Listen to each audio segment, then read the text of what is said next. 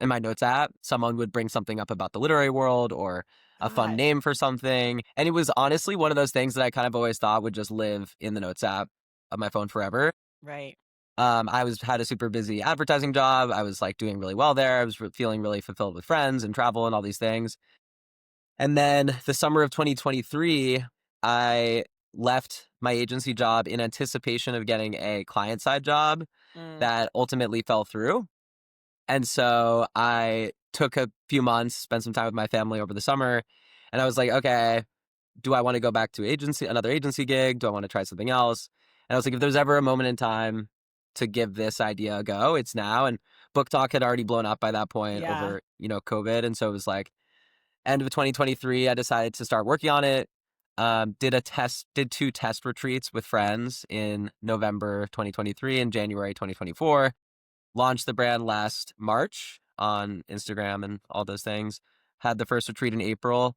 And now this past weekend, we just hosted our 17th retreat. Wow. That's so amazing. Yeah. Okay, you've sort of glossed over this part, but to me, when I'm watching on the internet, because I watch all the retreats on social media like a real Yes. stalker, Thank you. one of the things that makes these really okay, because I agree. I've seen a lot of reading retreats. I have never once in my life wanted to go on a reading retreat. I famously also have never once wanted to join a book club. I've been part of two book clubs in my entire life. One is the Stacks Book Club, of which I am in charge and have ultimate control over what books we pick, right? Like it's like the most dictatorship style book club ever. I also do have to read all of the books, to be fair, but it's the only book club I've ever been a part of. And the other one is one of my best friends from New York, Sam, who did the show years and years ago. He and I had a book club. It was just the two of us, and we would agree to read a book only when we wanted to, and then meet at Chipotle in New York City to discuss. Perfect. It was again very like, we're only doing it if we both want to read it. There was no, deviled eggs. There was no like random person who never reads. Casual. Like it was like once we'd finished, we'd be like, okay, we've both finished. I'll see you on Wednesday at Chipotle in Midtown.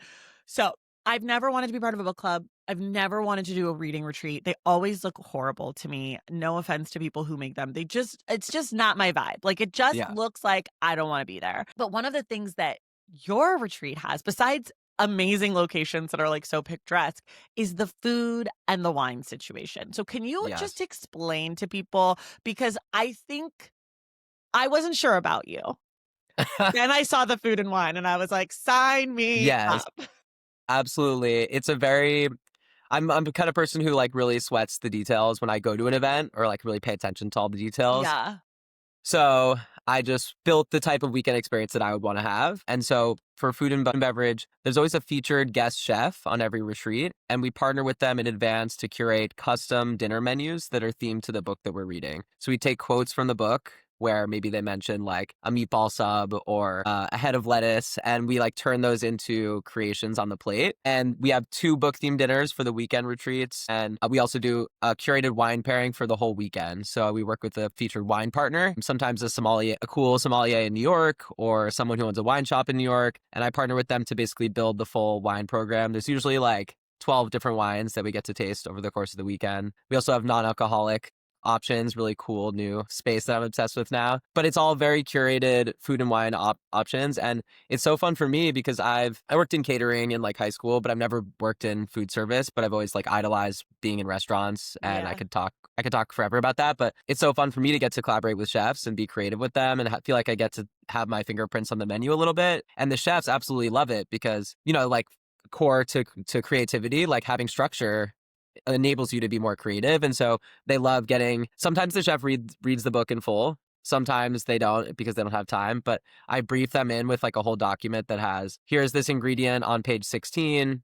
Mm. Here's the quote that goes with it. Whenever I read a book now, I'm tabbing every time there's a food reference or a wine or anything so that I can go and produce this sort of like brief. And then I throw in some thought starters. But the chefs love it because they get to step outside of what they typically cook, but then Yeah. also put their own unique flavors and imprint onto the food. So maybe there's a dish that's referenced that's Italian dish, like pasta dish, for example, but they're a Chinese American chef and they do a riff on that dish that they would do at their restaurant or the way that they would cook it. And so it's always so fun for me to see the fusion of that, like the inspiration from the author in the book, and then also the chef's own inspiration and how those things sort of fuse on the plate.